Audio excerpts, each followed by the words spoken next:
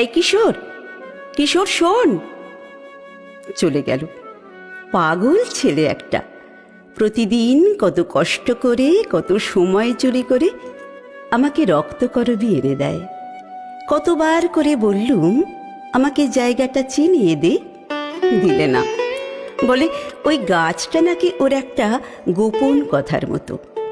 বলে এই সত্যটি কর নন্দিনী, রোজ আমার হাত থেকে ফুল নেবি।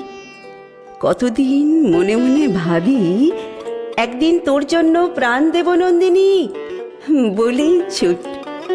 একদম কথা শোনে না। এই একটু সামলে চলিস। আর আছেন এই অধ্যাপক।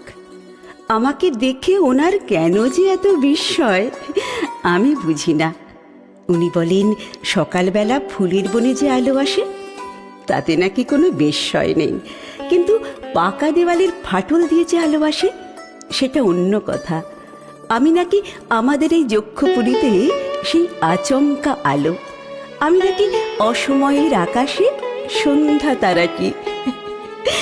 আমাকে দেখে ওনাদের ডানা চঞ্চল হয়ে ওঠে।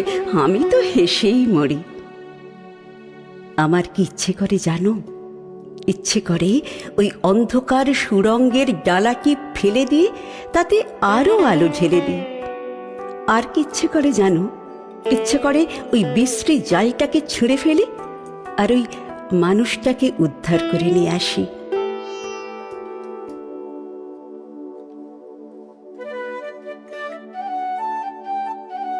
রাজা, রাজা শুনতে পাচ্ছ?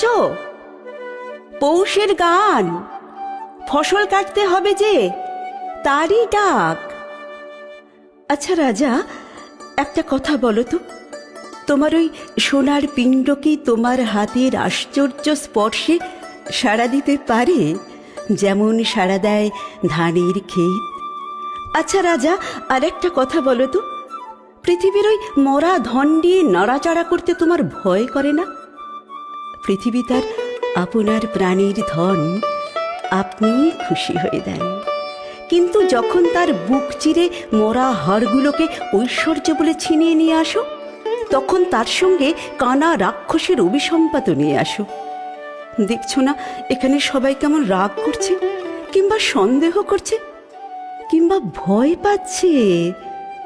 তাই তো বলছি রাজা, বেরিয়ে এসো, এই মাটির ওপর পা দাও, পৃথিবী খুশি হয়ে উঠুক। বেরিয়ে এসো রাজা, রাজা বেরিয়ে এসো, বেরিয়ে এসো রাজা, বেরিয়ে এসো।